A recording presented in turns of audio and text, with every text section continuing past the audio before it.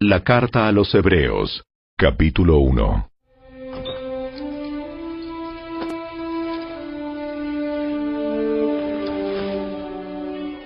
Hace mucho tiempo, Dios habló muchas veces y de diversas maneras a nuestros antepasados por medio de los profetas. Y ahora, en estos últimos días, nos ha hablado por medio de su Hijo. Dios le prometió todo al Hijo como herencia, y mediante el Hijo creó el universo. El Hijo irradia la gloria de Dios, y expresa el carácter mismo de Dios y sostiene todo con el gran poder de su palabra. Después de habernos limpiado de nuestros pecados, se sentó en el lugar de honor, a la derecha del majestuoso Dios en el cielo.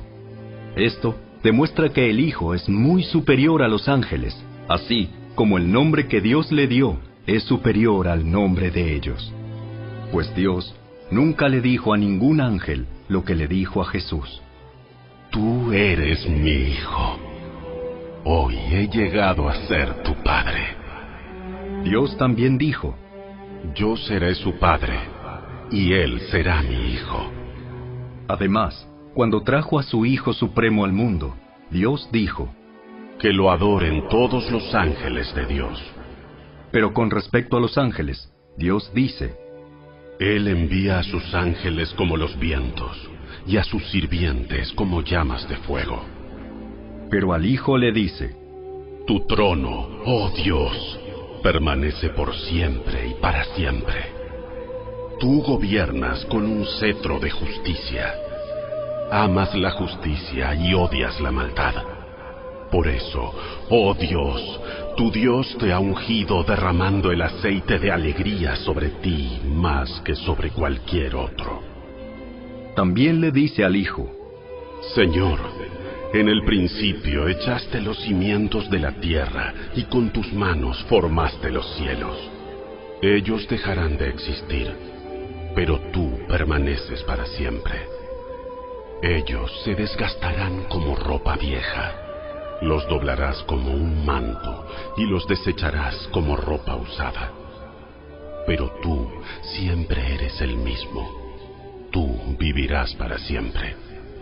Además, Dios nunca le dijo a ninguno de los ángeles, siéntate en el lugar de honor a mi derecha, hasta que humille a tus enemigos y los ponga por debajo de tus pies. Por lo tanto, los ángeles solo son sirvientes, espíritus enviados para cuidar a quienes heredarán la salvación.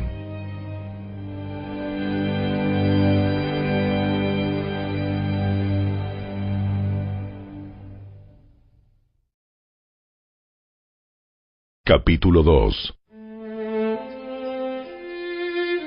Así que debemos prestar mucha atención a las verdades que hemos oído, no sea que nos desviemos de ellas, pues el mensaje que Dios transmitió mediante los ángeles se ha mantenido siempre firme, y toda infracción de la ley y todo acto de desobediencia recibió el castigo que merecía. Entonces, ¿qué nos hace pensar que podemos escapar si descuidamos esta salvación tan grande, que primeramente fue anunciada por el mismo Señor Jesús y luego nos fue transmitida por quienes lo oyeron hablar?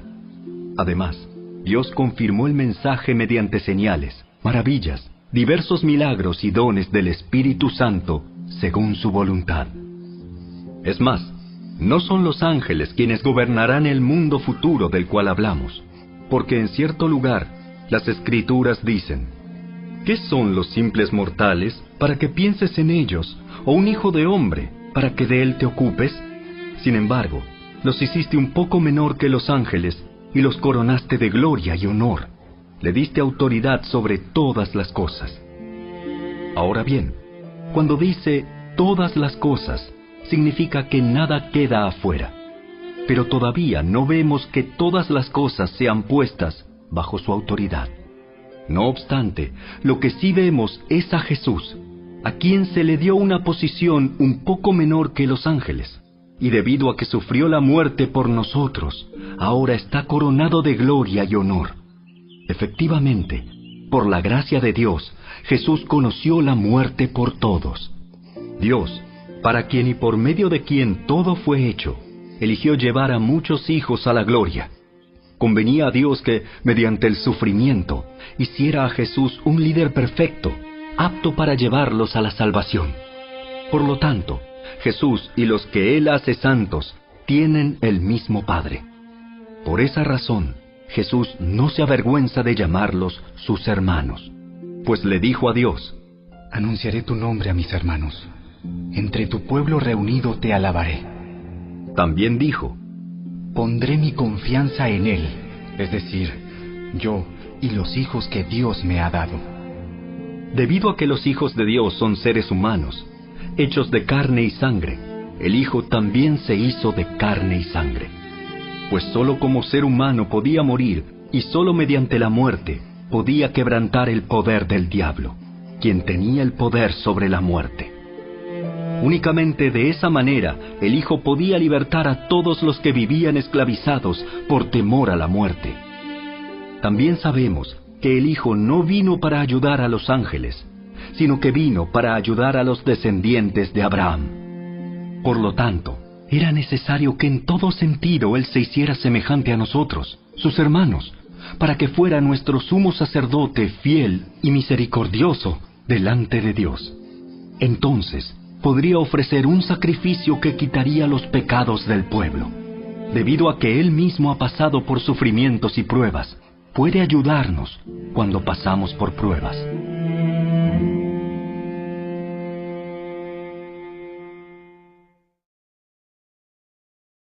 Capítulo 3. Así que, amados hermanos, ustedes que pertenecen a Dios y tienen parte con los que han sido llamados al cielo, consideren detenidamente a este Jesús, a quien declaramos mensajero de Dios y sumo sacerdote. Pues Él fue fiel a Dios, quien lo nombró, así como Moisés fue fiel cuando se le encomendó toda la casa de Dios. Pero Jesús merece mucha más gloria que Moisés. Así como el que construye una casa merece más elogio que la casa misma, pues cada casa tiene un constructor, pero el que construyó todo es Dios. En verdad, Moisés fue fiel como siervo en la casa de Dios. Su trabajo fue una ilustración de las verdades que Dios daría a conocer tiempo después. Pero Cristo, como Hijo, está a cargo de toda la casa de Dios.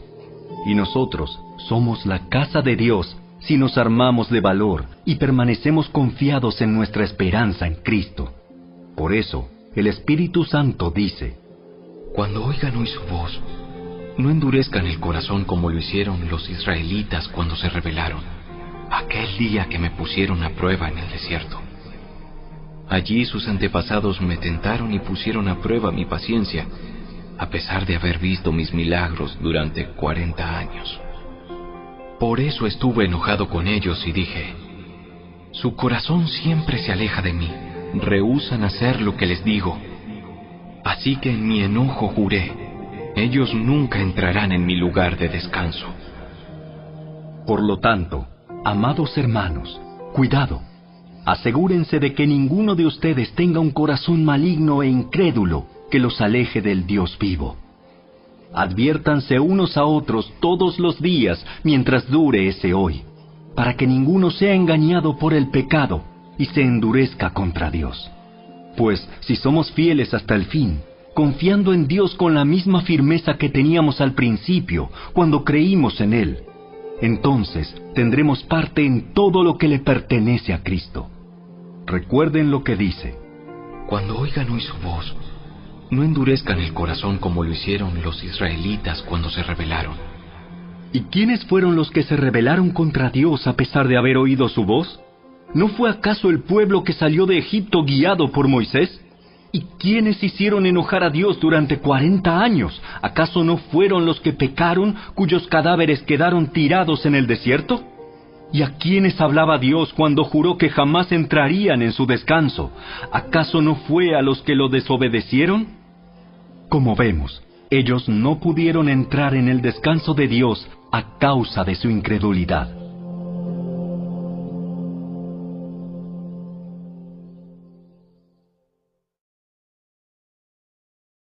Capítulo 4. Todavía sigue vigente la promesa que hizo Dios de entrar en su descanso. Por lo tanto, debemos temblar de miedo ante la idea de que alguno de ustedes no llegue a alcanzarlo. Pues esta buena noticia del descanso que Dios ha preparado se nos ha anunciado tanto a ellos como a nosotros. Pero a ellos no les sirvió de nada porque no tuvieron la fe de los que escucharon a Dios. Pues solo los que creemos podemos entrar en su descanso. En cuanto a los demás, Dios dijo: En mi enojo juré, ellos nunca entrarán en mi lugar de descanso. Si bien ese descanso está preparado desde que Él hizo el mundo, sabemos que está preparado debido al pasaje en las Escrituras que menciona el séptimo día. Cuando llegó el séptimo día, Dios descansó de toda su labor. Pero en el otro pasaje Dios dijo: ellos nunca entrarán en mi lugar de descanso.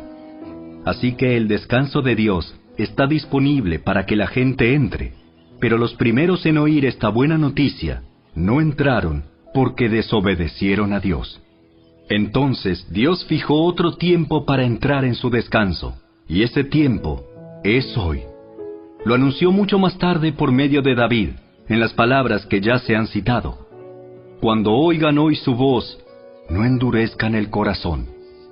Ahora bien, si Josué hubiera logrado darles ese descanso, Dios no habría hablado de otro día de descanso aún por venir. Así que todavía hay un descanso especial en espera para el pueblo de Dios. Pues todos los que han entrado en el descanso de Dios han descansado de su trabajo, tal como Dios descansó del suyo después de crear el mundo. Entonces, hagamos todo lo posible por entrar en ese descanso. Pero si desobedecemos a Dios como lo hizo el pueblo de Israel, caeremos. Pues la palabra de Dios es viva y poderosa. Es más cortante que cualquier espada de dos filos. Penetra entre el alma y el espíritu, entre la articulación y la médula del hueso.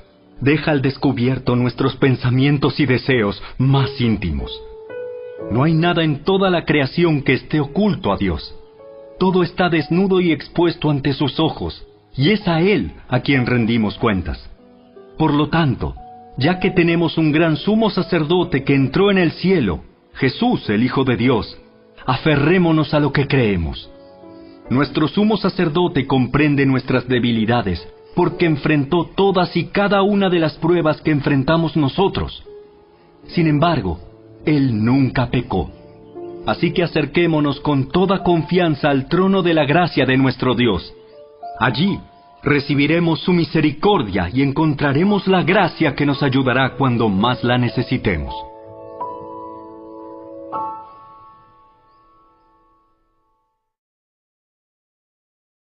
Capítulo 5. Todo sumo sacerdote es un hombre escogido para representar a otras personas en su trato con Dios. Él presenta a Dios las ofrendas de esas personas y ofrece sacrificios por los pecados. Y puede tratar con paciencia a los ignorantes y descarriados, porque él también está sujeto a las mismas debilidades. Por esa razón, debe ofrecer sacrificios tanto por sus propios pecados como por los del pueblo. Y nadie puede llegar a ser sumo sacerdote solo porque desee tener ese honor. Tiene que ser llamado por Dios para ese trabajo, como sucedió con Aarón. Por eso, Cristo no se honró a sí mismo haciéndose sumo sacerdote, sino que fue elegido por Dios, quien le dijo: Tú eres mi hijo. Hoy he llegado a ser tu padre. Y en otro pasaje, Dios le dijo: Tú eres sacerdote para siempre, según el orden de Melquisedec. Mientras estuvo aquí en la tierra, Jesús ofreció oraciones y súplicas con gran clamor y lágrimas al que podía rescatarlo de la muerte. Y Dios oyó sus oraciones por la gran reverencia que Jesús le tenía. Aunque era hijo de Dios, Jesús aprendió obediencia por las cosas que sufrió.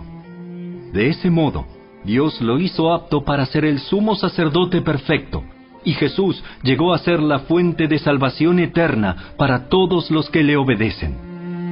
Y Dios lo designó sumo sacerdote según el orden de Melquisedec. Nos gustaría decir mucho más sobre este tema, pero es difícil de explicar, sobre todo porque ustedes son torpes espiritualmente y tal parece que no escuchan. Hace tanto que son creyentes que ya deberían estar enseñando a otros. En cambio, necesitan que alguien vuelva a enseñarles las cosas básicas de la palabra de Dios. Son como niños pequeños que necesitan leche y no pueden comer alimento sólido, pues el que se alimenta de leche sigue siendo bebé y no sabe cómo hacerlo correcto. El alimento sólido es para los que son maduros, los que a fuerza de práctica están capacitados para distinguir entre lo bueno y lo malo.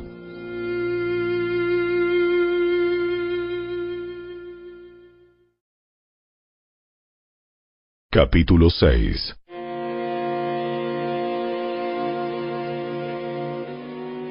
Así que dejemos de repasar una y otra vez las enseñanzas elementales acerca de Cristo.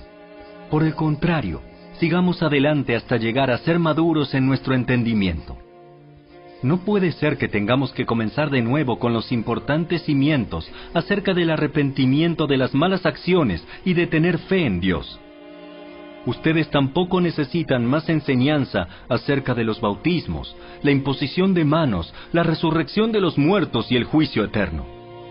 Así que, si Dios quiere, avanzaremos hacia un mayor entendimiento, pues es imposible lograr que vuelvan a arrepentirse los que una vez fueron iluminados, aquellos que experimentaron las cosas buenas del cielo y fueron partícipes del Espíritu Santo, que saborearon la bondad de la palabra de Dios y el poder del mundo venidero, y que luego se alejan de Dios. Es imposible lograr que esas personas vuelvan a arrepentirse.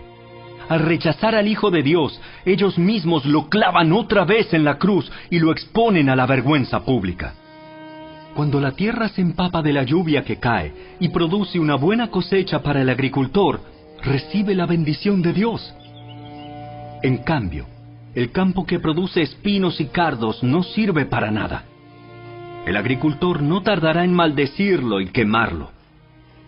Queridos amigos, aunque hablamos de este modo, no creemos que esto se aplica a ustedes. Estamos convencidos de que ustedes están destinados para cosas mejores, las cuales vienen con la salvación. Pues Dios no es injusto.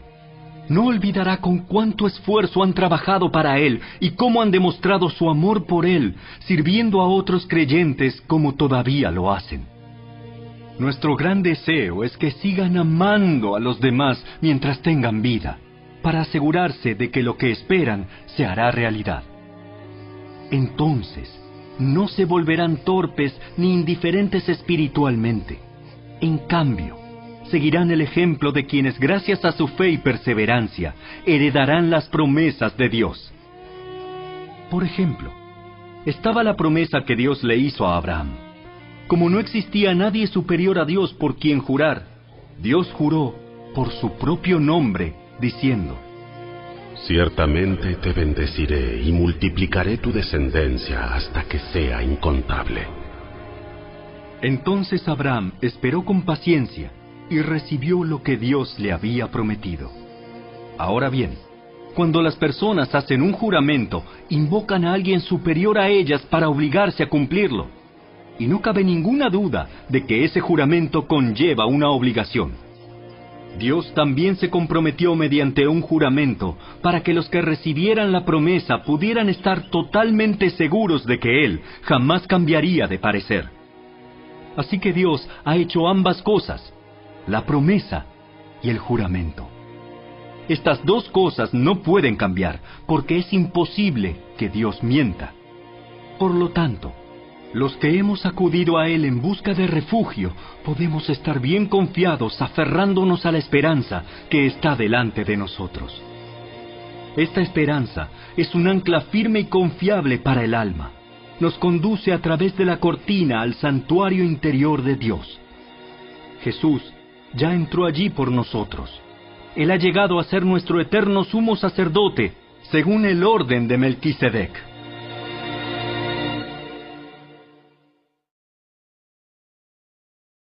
Capítulo 7.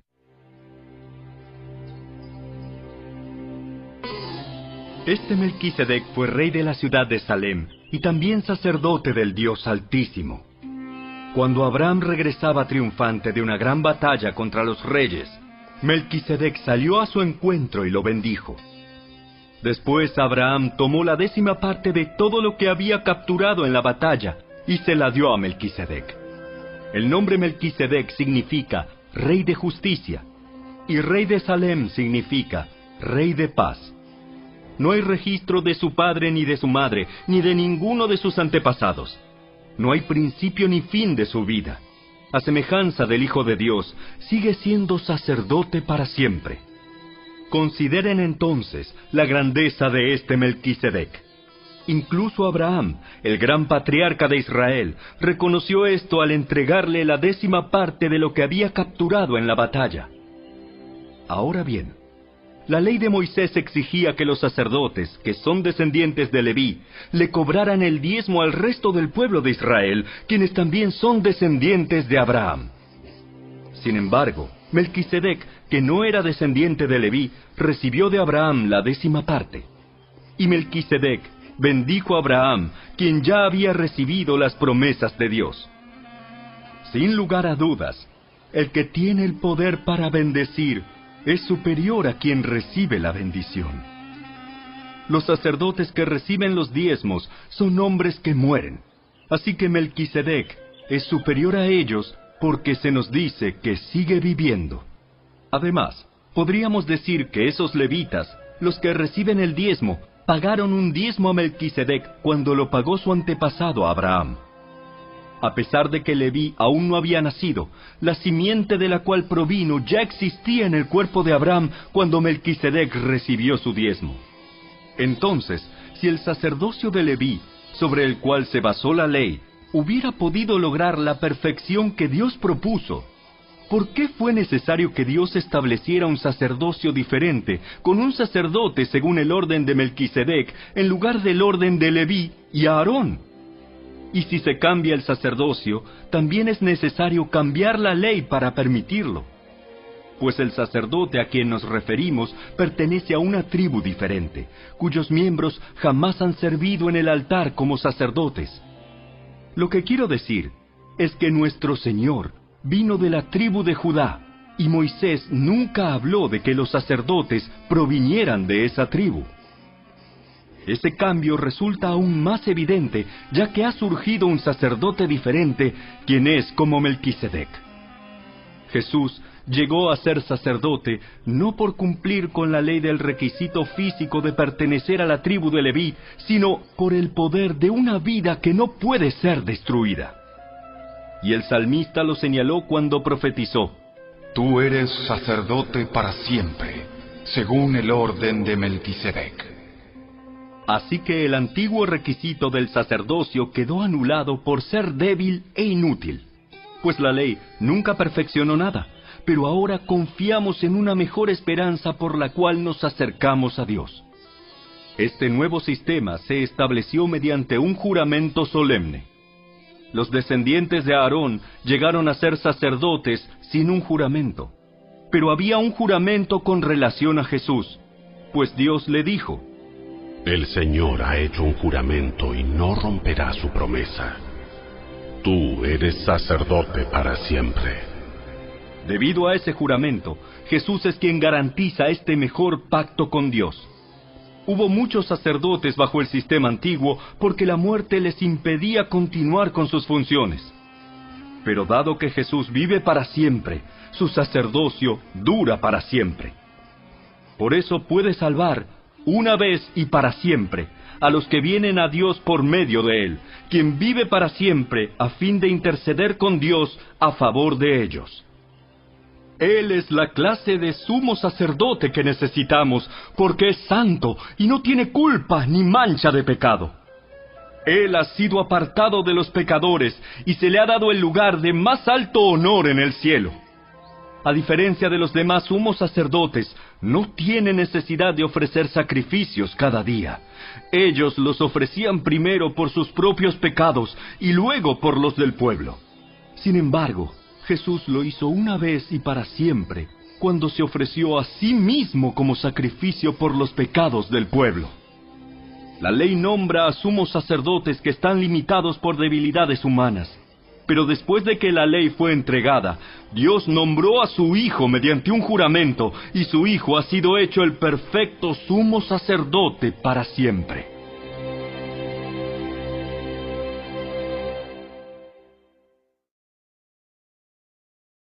Capítulo 8. El punto principal es el siguiente. Tenemos un sumo sacerdote quien se sentó en el lugar de honor, a la derecha del trono del Dios majestuoso en el cielo. Allí sirve como ministro en el tabernáculo del cielo, el verdadero lugar de adoración construido por el Señor y no por manos humanas. Ya que es deber de todo sumo sacerdote presentar ofrendas y sacrificios, nuestro sumo sacerdote también tiene que presentar una ofrenda. Si estuviera aquí en la tierra, ni siquiera sería sacerdote, porque ya hay sacerdotes que presentan las ofrendas que exige la ley. Ellos sirven dentro de un sistema de adoración que es solo una copia, una sombra del verdadero que está en el cielo. Pues cuando Moisés estaba por construir el tabernáculo, Dios le advirtió lo siguiente: asegúrate de hacer todo según el modelo que te mostré aquí en la montaña.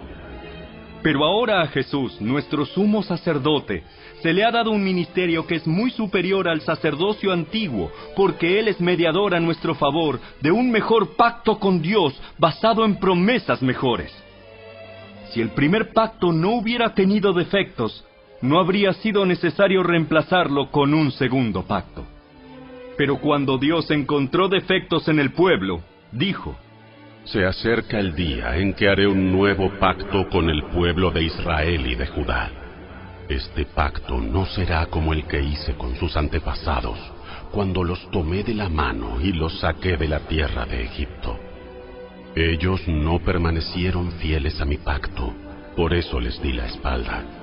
Pero este es el nuevo pacto que haré con el pueblo de Israel en ese día. Pondré mis leyes en su mente y las escribiré en su corazón. Yo seré su Dios, y ellos serán mi pueblo.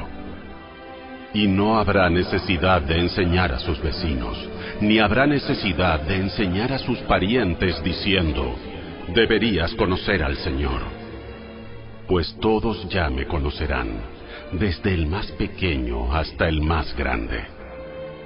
Perdonaré sus maldades y nunca más me acordaré de sus pecados. Cuando Dios habla de un nuevo pacto, quiere decir que ha hecho obsoleto al primero, el cual ha caducado y pronto desaparecerá.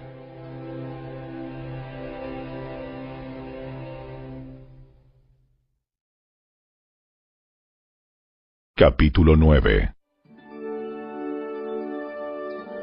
Ese primer pacto entre Dios e Israel incluía ordenanzas para la adoración y un lugar de culto aquí, en la tierra. Ese tabernáculo estaba formado por 2 salas. En la primera sala había un candelabro, una mesa y los panes consagrados sobre ella. Esta sala se llamaba Lugar Santo. Luego había una cortina detrás de la cual se encontraba la segunda sala, llamada Lugar Santísimo. En esa sala había un altar de oro para el incienso y un cofre de madera conocido como el Arca del Pacto, el cual estaba totalmente cubierto de oro.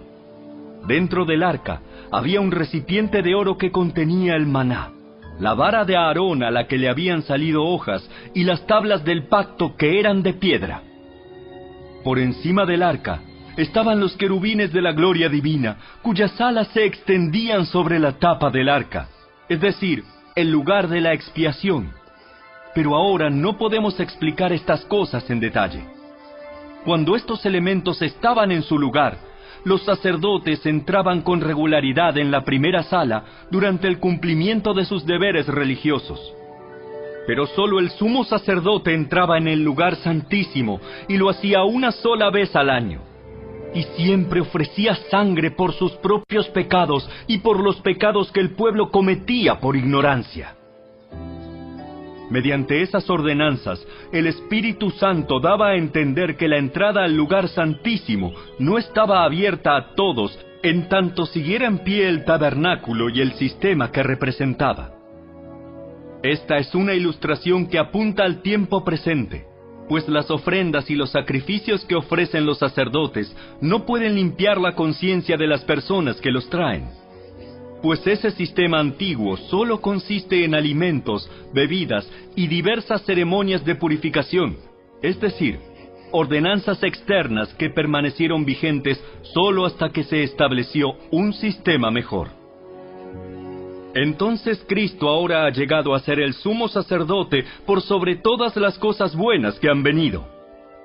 Él entró en ese tabernáculo superior y más perfecto que está en el cielo, el cual no fue hecho por manos humanas ni forma parte del mundo creado.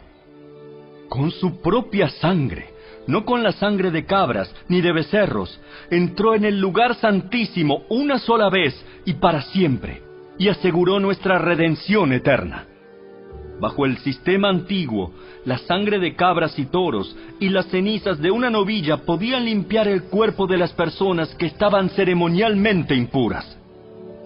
Imagínense cuánto más la sangre de Cristo nos purificará la conciencia de acciones pecaminosas para que adoremos al Dios viviente. Pues por el poder del Espíritu Eterno, Cristo se ofreció a sí mismo a Dios como sacrificio perfecto por nuestros pecados.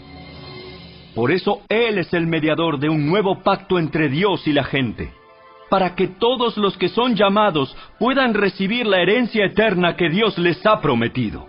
Pues Cristo murió para librarlos del castigo por los pecados que habían cometido bajo ese primer pacto. Ahora bien, cuando alguien deja un testamento, es necesario comprobar que la persona que lo hizo ha muerto. El testamento solo entra en vigencia después de la muerte de la persona. Mientras viva el que lo hizo, el testamento no puede entrar en vigencia. Por eso, aún el primer pacto fue puesto en vigencia con la sangre de un animal.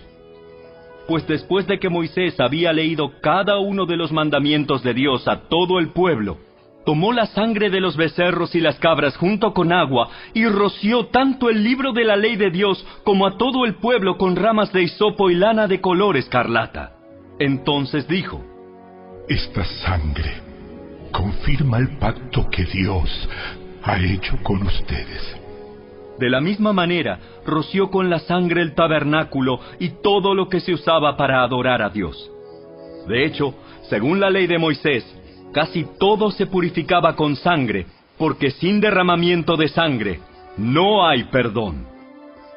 Por esa razón, el tabernáculo y todo lo que en él había, que eran copias de las cosas del cielo, debían ser purificados mediante la sangre de animales.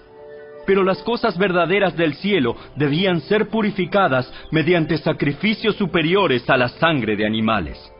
Pues Cristo no entró en un lugar santo hecho por manos humanas, que era solo una copia del verdadero que está en el cielo.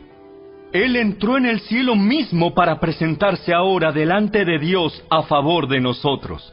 Y no entró en el cielo para ofrecerse a sí mismo una y otra vez, como lo hace el sumo sacerdote aquí en la tierra, que entra en el lugar santísimo año tras año con la sangre de un animal. Si eso hubiera sido necesario, Cristo tendría que haber sufrido la muerte una y otra vez desde el principio del mundo. Pero ahora, en el fin de los tiempos, Cristo se presentó una sola vez y para siempre, para quitar el pecado mediante su propia muerte en sacrificio. Y así como cada persona está destinada a morir una sola vez y después vendrá el juicio, así también Cristo fue ofrecido una sola vez y para siempre, a fin de quitar los pecados de muchas personas. Cristo vendrá otra vez, no para ocuparse de nuestros pecados, sino para traer salvación a todos los que esperan con anhelo su venida.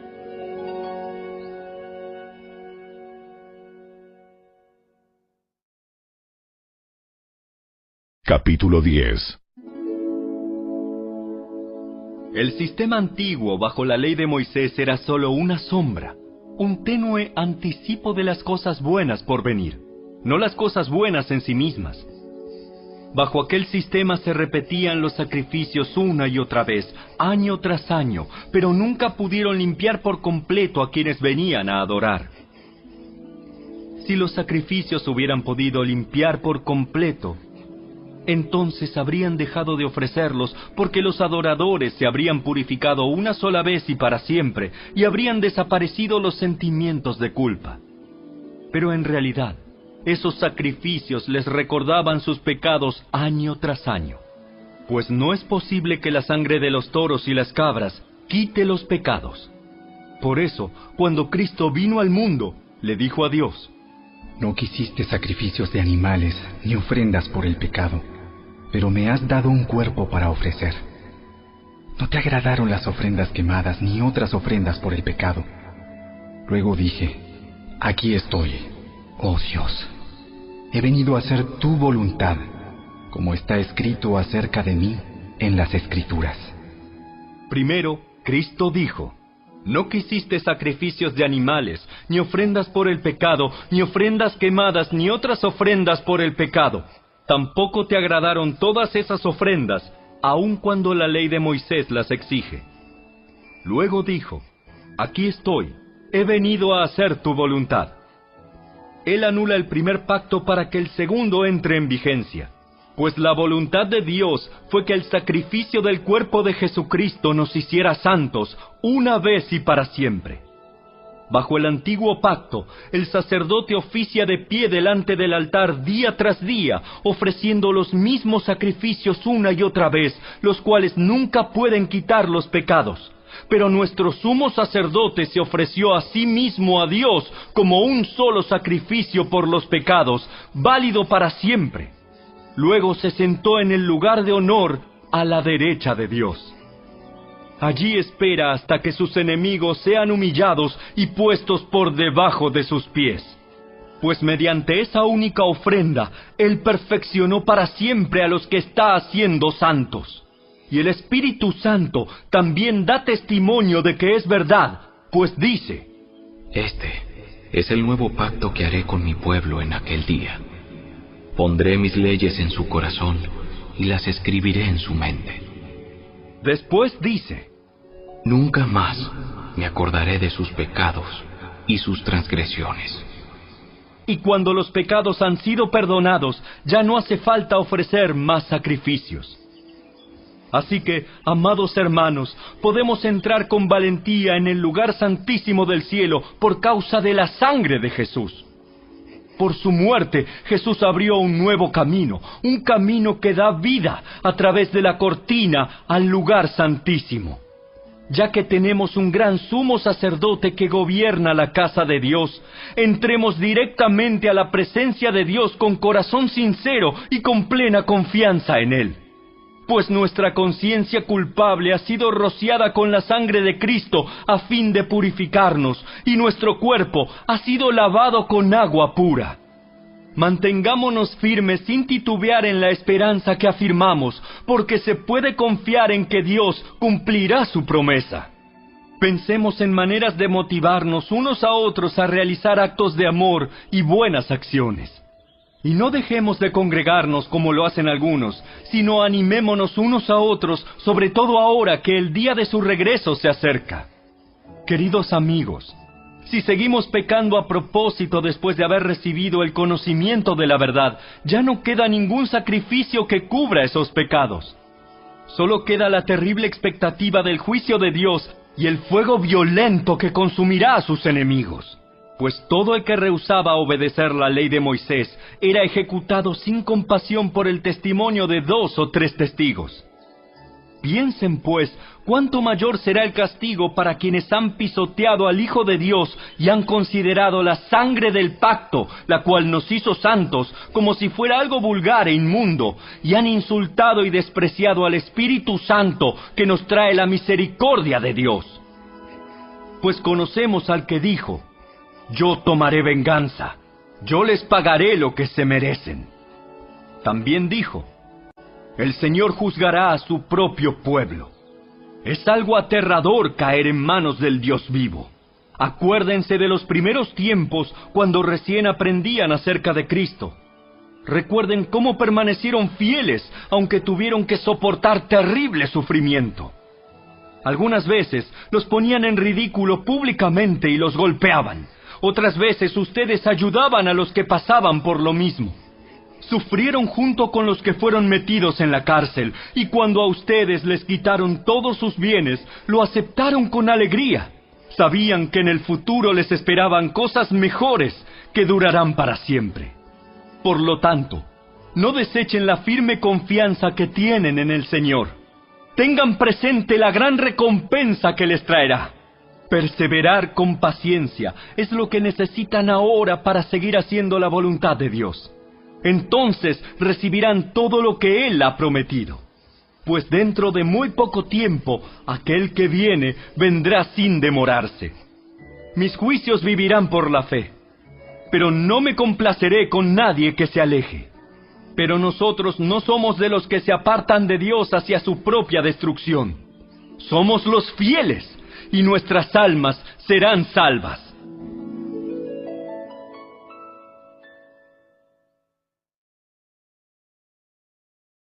Capítulo 11.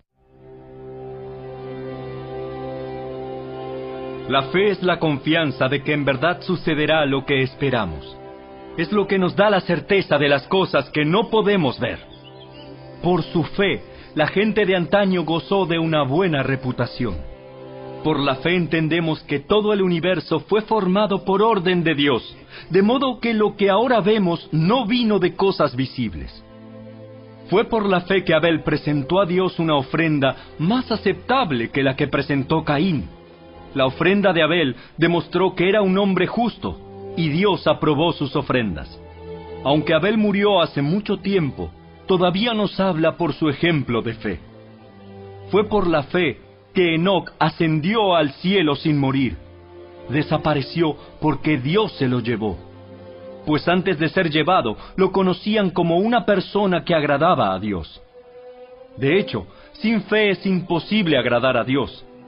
Todo el que desea acercarse a Dios debe creer que Él existe y que Él recompensa a los que lo buscan con sinceridad. Fue por la fe que Noé construyó un barco grande para salvar a su familia del diluvio en obediencia a Dios, quien le advirtió de cosas que nunca antes habían sucedido. Por su fe, Noé condenó al resto del mundo y recibió la justicia que viene por la fe. Fue por la fe que Abraham obedeció cuando Dios lo llamó para que dejara su tierra y fuera a otra que él le daría por herencia. Se fue sin saber a dónde iba. Incluso cuando llegó a la tierra que Dios le había prometido, vivió allí por fe, pues era como un extranjero que vive en carpas. Lo mismo hicieron Isaac y Jacob, quienes heredaron la misma promesa. Abraham esperaba con confianza una ciudad de cimientos eternos, una ciudad diseñada y construida por Dios. Fue por la fe que hasta Sara pudo tener un hijo, a pesar de ser estéril y demasiado anciana. Ella creyó que Dios cumpliría su promesa. Así que una nación entera provino de este solo hombre, quien estaba casi muerto en cuanto a tener hijos. Una nación con tantos habitantes que como las estrellas de los cielos y la arena de la orilla del mar es imposible contar. Todas estas personas murieron aún creyendo lo que Dios les había prometido. Y aunque no recibieron lo prometido, lo vieron desde lejos y lo aceptaron con gusto. Coincidieron en que eran extranjeros y nómadas aquí en este mundo. Es obvio que quienes se expresan así esperan tener su propio país. Si hubieran añorado el país del que salieron, bien podrían haber regresado. Sin embargo, buscaban un lugar mejor, una patria celestial. Por eso, Dios no se avergüenza de ser llamado el Dios de ellos, pues les ha preparado una ciudad. Fue por la fe que Abraham ofreció a Isaac en sacrificio cuando Dios lo puso a prueba. Abraham, quien había recibido las promesas de Dios, estuvo dispuesto a sacrificar a su único hijo, Isaac, aun cuando Dios le había dicho: Isaac es el hijo mediante el cual procederán tus descendientes. Abraham llegó a la conclusión de que si Isaac moría, Dios tenía el poder para volverlo a la vida, y en cierto sentido, Abraham recibió de vuelta a su hijo de entre los muertos. Fue por la fe que Isaac prometió a sus hijos Jacob y Esaú bendiciones para el futuro. Fue por la fe que Jacob, cuando ya era anciano y estaba por morir, bendijo a cada uno de los hijos de José y se inclinó para adorar, apoyado en su vara. Fue por la fe que José, cuando iba a morir, declaró con confianza que el pueblo de Israel saldría de Egipto.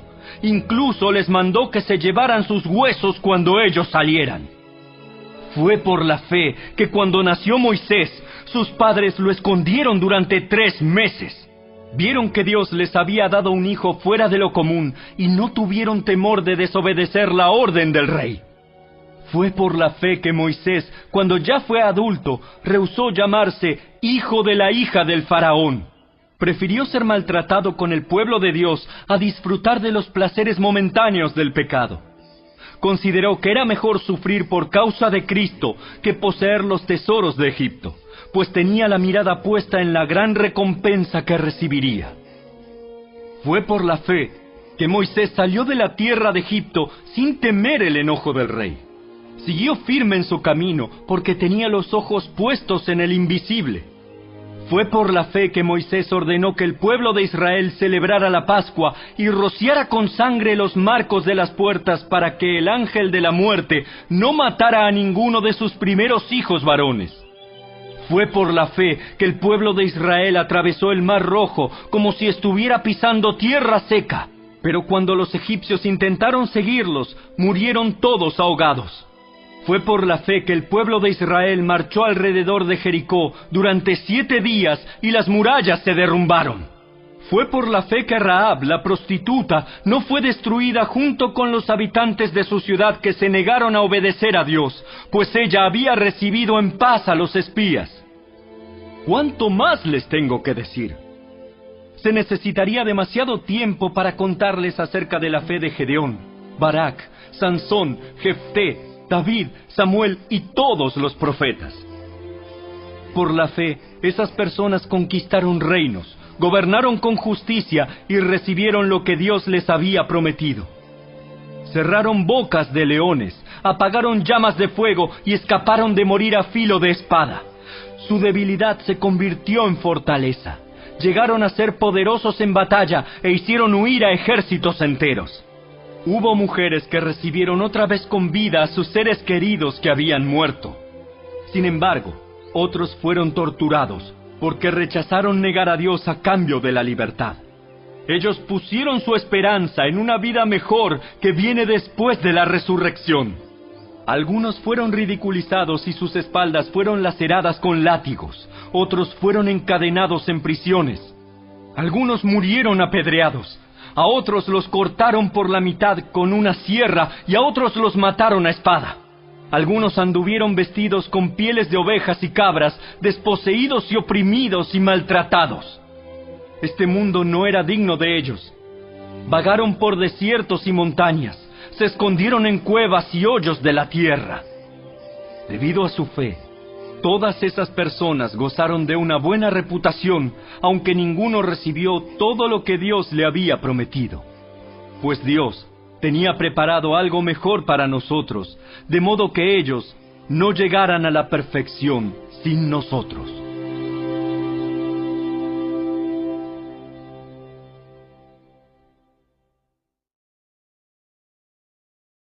Capítulo 12. Por lo tanto, ya que estamos rodeados por una enorme multitud de testigos de la vida de fe, quitémonos todo peso que nos impida correr, especialmente el pecado que tan fácilmente nos hace tropezar, y corramos con perseverancia la carrera que Dios nos ha puesto por delante. Esto lo hacemos al fijar la mirada en Jesús, el campeón que inicia y perfecciona nuestra fe. Debido al gozo que le esperaba, Jesús soportó la cruz sin importarle la vergüenza que ésta representaba. Ahora está sentado en el lugar de honor junto al trono de Dios. Piensen en toda la hostilidad que soportó por parte de pecadores. Así no se cansarán ni se darán por vencidos. Después de todo, ustedes aún no han dado su vida en la lucha contra el pecado. ¿Acaso olvidaron las palabras de aliento con que Dios les habló a ustedes como a hijos? Él dijo: Hijo mío, no tomes a la ligera la disciplina del Señor, y no te des por vencido cuando te corrige. Pues el Señor disciplina a los que ama y castiga a todo el que recibe como hijo. Al soportar esta disciplina divina, recuerden que Dios los trata como a sus propios hijos. ¿Acaso alguien oyó hablar de un hijo que nunca fue disciplinado por su padre? Si Dios no los disciplina a ustedes como lo hace con todos sus hijos, quiere decir que ustedes no son verdaderamente sus hijos, sino ilegítimos. Ya que respetábamos a nuestros padres terrenales que nos disciplinaban, entonces, ¿acaso no deberíamos someternos aún más a la disciplina del Padre de nuestro espíritu y así vivir para siempre? Pues nuestros padres terrenales nos disciplinaron durante algunos años e hicieron lo mejor que pudieron. Pero la disciplina de Dios siempre es buena para nosotros, a fin de que participemos de su santidad. Ninguna disciplina resulta agradable a la hora de recibirla. Al contrario, es dolorosa, pero después produce la apacible cosecha de una vida recta para los que han sido entrenados por ella. Por lo tanto, renueven las fuerzas de sus manos cansadas y fortalezcan sus rodillas debilitadas. Tracen un camino recto para sus pies, a fin de que los débiles y los cojos no caigan, sino que se fortalezcan. Esfuércense por vivir en paz con todos y procuren llevar una vida santa, porque los que no son santos no verán al Señor. Cuídense unos a otros, para que ninguno de ustedes deje de recibir la gracia de Dios. Tengan cuidado de que no brote ninguna raíz venenosa de amargura, la cual los trastorne a ustedes y envenene a muchos. Asegúrense de que ninguno sea inmoral ni profano, como Esaú, que cambió sus derechos de primer hijo varón por un simple plato de comida. Ustedes saben que después, cuando quiso recibir la bendición de su padre, fue rechazado. Ya era demasiado tarde para arrepentirse, a pesar de que suplicó con lágrimas amargas. Ustedes no se han acercado a una montaña que se pueda tocar, a un lugar que arde en llamas, un lugar de oscuridad y tinieblas, rodeado por un torbellino como les sucedió a los israelitas cuando llegaron al monte Sinaí. Ellos oyeron un imponente toque de trompeta y una voz tan temible que les suplicaron a Dios que dejara de hablar. Retrocedieron tambaleándose bajo el mandato de Dios. Si tan solo un animal toca la montaña, deberá morir apedreado. Incluso Moisés se asustó tanto de lo que vio que dijo: Estoy temblando de miedo. En cambio, ustedes han llegado al monte Sión, a la ciudad del Dios viviente, a la Jerusalén celestial, y a incontables miles de ángeles que se han reunido llenos de gozo. Ustedes han llegado a la congregación de los primogénitos de Dios, cuyos nombres están escritos en el cielo. Ustedes han llegado a Dios mismo, quien es el juez sobre todas las cosas. Ustedes han llegado a los espíritus de los justos, que están en el cielo y que ya han sido perfeccionados. Ustedes han llegado a Jesús, el mediador del nuevo pacto entre Dios y la gente, y también a la sangre rociada, que habla de perdón en lugar de clamar por venganza como la sangre de Abel. Tengan cuidado de no negarse a escuchar a aquel que habla, pues si el pueblo de Israel no escapó cuando se negó a escuchar a Moisés, el mensajero terrenal, ciertamente nosotros tampoco escaparemos si rechazamos a aquel que nos habla desde el cielo. Cuando Dios habló desde el monte Sinaí, su voz hizo temblar la tierra, pero ahora Él hace otra promesa. Una vez más, haré temblar no solo la tierra, sino también los cielos. Eso significa que toda la creación será agitada y removida para que solo permanezcan las cosas inconmovibles. Ya que estamos recibiendo un reino inconmovible, seamos agradecidos y agrademos a Dios adorándolo con santo temor y reverencia, porque nuestro Dios es un fuego que todo lo consume.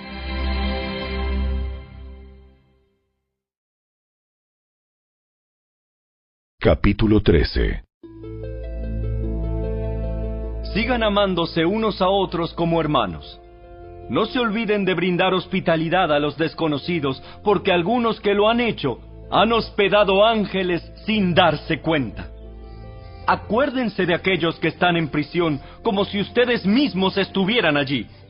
Acuérdense también de los que son maltratados como si ustedes mismos sintieran en carne propia el dolor de ellos. Honren el matrimonio, y los casados manténganse fieles el uno al otro. Con toda seguridad, Dios juzgará a los que cometen inmoralidades sexuales y a los que cometen adulterio.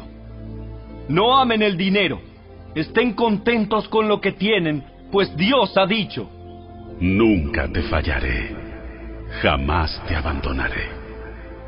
Así que podemos decir con toda confianza: el Señor es quien me ayuda, por tanto no temeré. ¿Qué me puede hacer un simple mortal? Acuérdense de los líderes que les enseñaron la palabra de Dios. Piensen en todo lo bueno que haya resultado de su vida y sigan el ejemplo de su fe. Jesucristo es el mismo ayer, hoy y siempre. Así que no se dejen cautivar por ideas nuevas y extrañas. Su fortaleza espiritual proviene de la gracia de Dios y no depende de reglas sobre los alimentos que de nada sirven a quienes las siguen.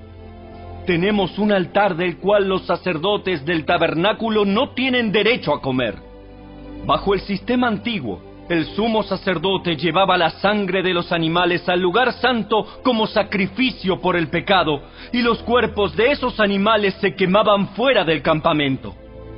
De igual manera, Jesús sufrió y murió fuera de las puertas de la ciudad para hacer santo a su pueblo mediante su propia sangre. Entonces, salgamos al encuentro de Jesús, fuera del campamento, y llevemos la deshonra que Él llevó. Pues este mundo no es nuestro hogar permanente. Esperamos el hogar futuro. Por lo tanto, por medio de Jesús, ofrezcamos un sacrificio continuo de alabanza a Dios, mediante el cual proclamamos nuestra lealtad a su nombre.